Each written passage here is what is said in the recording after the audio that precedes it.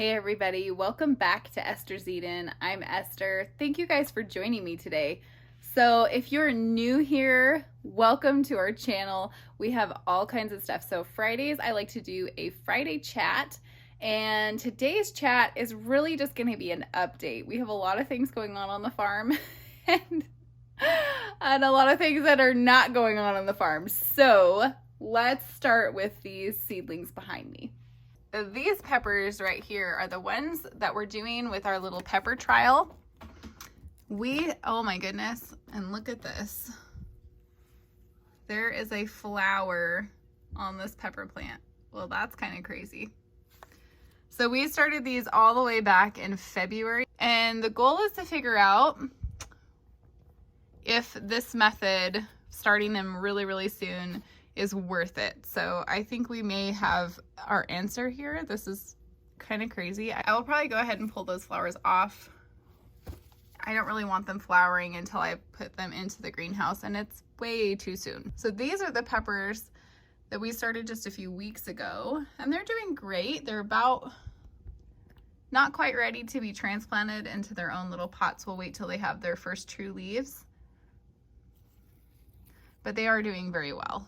And then the rest of this is just our other starts that we've got going on, and they're doing great. I did have sort of an accident with my cucumbers here. So the problem is that I repotted all of these in the greenhouse, and then I watered them with water from our well. And I did this last year, and I can't believe that I did it again this year, but that water is so cold. It's like really just a couple of degrees above freezing. And so I ended up just freezing these little guys. So poor little things. Fortunately, they are, like I said, they're bouncing back. But it did set us back by a good week of growth at least. So that's kind of what's going on in the house. I do have some more starts under here. And those are also kind of a sad story, but you know, time is short in the spring, so I think it'll be fine. I'm not too worried about it. I will probably be potting all of those things up here. I'm just kind of waiting for the right time to be able to take them out to the greenhouse, because I'm kind of out of space in the house right now. So I'm going to take you out to the goat barn. Let's go talk about what's happening with our two mama Nigerian dwarf goats. So yesterday, I hung out here with these goats for like the entire day, checking on Cape every single hour. Isn't that right? She was starting to show signs of very early labor, and I just decided, for building my stockman's eye, which is kind of just knowing what's going on with your animals and being able to tell what's happening with them, I would just hang out with her and kind of check in. Now, we also have Rosebud here, who's due in a week. So these two goats are not really overly friendly. So yesterday, what was going on is that all day long, every time I would come out, they would come over to me and they wanted scratches. Now, last year when that happened, they had their babies that night. So I didn't want that to happen this time. So we ended up setting alarms through the night and checking on them. And do you think that we have any babies today? Thank you, Cape. We have no babies today. It's okay. We're just not watching them as closely today. I'm just taking notes on their behaviors. Something that is great to do with your animals, that I do also with the garden, is to make an animal journal. That way you do not forget what kind of symptoms they showed last year, and it just helps you to be able to look back on each individual animal you have, what their habits are. I can promise you're not going to remember them from year to year. You might remember a few things, but just to have an accurate account is really handy. So I am making notes right now in my homestead journal, and hopefully that will help us next year. Hopefully I will be able to have a baby goat video for you guys real soon, but that's not going to be today. See, that's pretty normal for Cape. I try to pet her and she walks off. That's not what she was doing yesterday. She wanted snuggles and loves all day. All right, so that's kind of the update with the mama goats. We're just gonna keep waiting. It's not a big deal.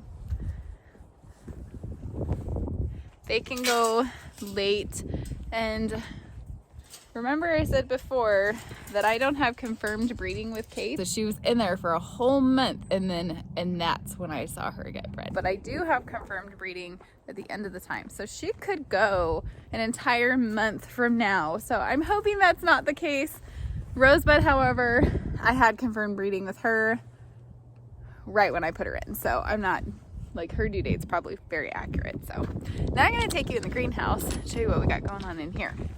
So here in the greenhouse, we have a lot going on. We have the Josta berry starts that are just starting to put on a little bit of green growth. We're rooting those.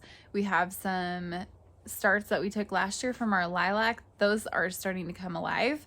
And those are actually ones I actually managed to keep alive for a whole year. I'm so excited. Maple trees are doing great. We have lost a couple of them, but the ones that are they're doing really well. Our garlic is coming up. All of those seeds that we planted with Maggie and Ben a while ago, those are doing really well.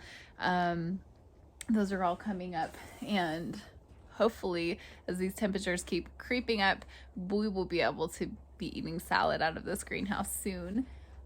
We also have our elderberry starts, which are right here behind me, and we have a whole mess of currant starts. So we're rooting all of them here in this greenhouse because there's not really a whole lot of other stuff we can be planting in here. And I like to save this space for cucumbers and pumpkins and melons and peppers and things like that. All of our starts will come in here. So I don't like to use up these greenhouse beds for regular things that I could always just plant outside under some kind of 6mm plastic, sort of like what is on that wall behind me by the door. So that's kind of what's going on in here. So I'll go ahead and take you into the garden now and show you kind of some plans I have coming up so you can be looking forward to those things. Okay, so I am standing in our kitchen garden. So this garden's primary purpose is that I can walk out of our front door that's just located so close to here, and I can just come grab something to throw on the table. We'll use, violet flowers or salad greens or plants that take a little bit of extra work, like leeks and celery and things like that need to be monitored, or even carrots and onions that needed to be weeded frequently. Those are the types of things I grow in this garden. Now, normally I would have these hoop houses completely planted. However, I have an exciting project that we're going to be doing here real soon. We will be getting all of these in-ground beds changed over to a raised bed system. Now, you might wonder, why on earth would I do that? And in fact, there's really only one reason I'm going to do that, and that is because of the voles. Voles are a really hard pest that we deal with up here. We don't use any poisons or anything like that in our gardens. And so in order to have just a space of garden that I know is going to produce well, that's what this is for. I mean, we're definitely moving into the time where I need to be able to count on the garden. I need to be able to count on it for our food for the year.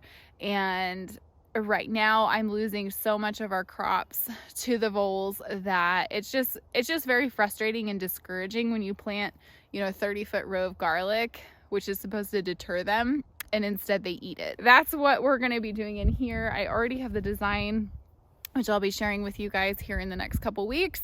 And I'm hoping that I will be able to film the construction project on the building of the actual raised beds, and we can show you guys all the dimensions and things like that.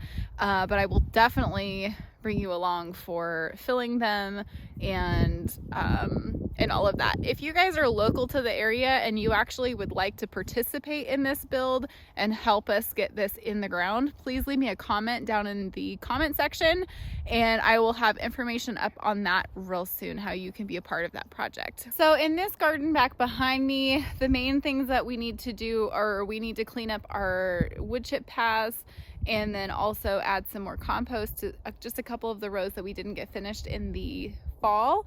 And we'll also be laying down some agriculture fabric. It's really thick. It's not like your normal landscaping fabric that will just disintegrate in the sun. This stuff is pretty hardy. In fact, if you want to plant in it, you got to burn holes in it. So we will be using that. That is a major game changer, I have found, and I will definitely be doing a video on that for you guys here real soon. But it heats up our soil and also keeps our weeding to a minimum. So I really like that. So we'll be getting that done in this garden here real soon. Okay, so my last project that we really have to get going on is we got to get the rest of these garden beds cleaned out here. So some of them look pretty terrible, like this bed right here. It's not as bad as you think because there's a lot of herbs in here that we just let them go to seed and then they reseed themselves. We'll be getting on this and cleaning all of this up throughout the week. We're going to be getting some bad weather in this weekend though, so it's probably not going to happen for a few more days. And of course, goat births will change all of our plans, I'm sure. So we're just going to be working on that. So I just wanted to say thank you guys so much for joining me. I so appreciate you guys. I want to show my appreciation for all of you guys watching on YouTube, as well as the people following me on my Facebook page, by doing a seed giveaway. These kitties. So if you would like details on our seed giveaway, please keep an eye out for that post on our Facebook page, Esther's Eden. We'll also have details up on our website, which is www.esterseden.com. These kitties, they will not leave me alone. Here, maybe he just wants to be on the video with me. What do you think, Huckleberry? Anyway, I hope you guys enjoyed this little update Friday chat. Barely I'm gonna go snuggle a kitty without the camera. I guess he's a little camera shy, but I'm excited to take you along for all of these projects we have going on. There are so many things I want to share with you about gardening in a cold climate like North Idaho. If you garden in a warm climate and you are blessed with being able to do that, hopefully you'll still be able to get lots out of this. Next week on Monday, stay tuned for our chicken compost video. I cannot wait to share that with you, all about how I use my chickens to be my compost machine. We'll see you guys again real soon. Thanks for watching.